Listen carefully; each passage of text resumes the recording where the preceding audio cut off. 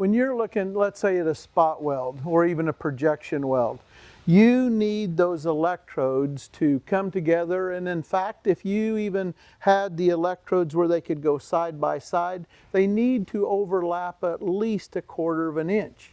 Because when we have a taper fit, like we do have with most electrodes and holders, that taper fit actually starts to go down into each other the more you use it.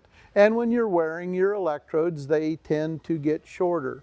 So if your electrodes aren't coming together, it's usually a sign that you have to adjust your weld electrodes, your parameters, your cylinder, to make sure that those electrodes do fully come together.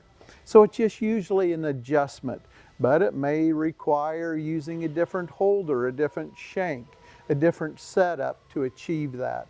But they do need to come together and, like I said, actually pass each other 1/4 an inch if they were side by side to ensure that they would fully close.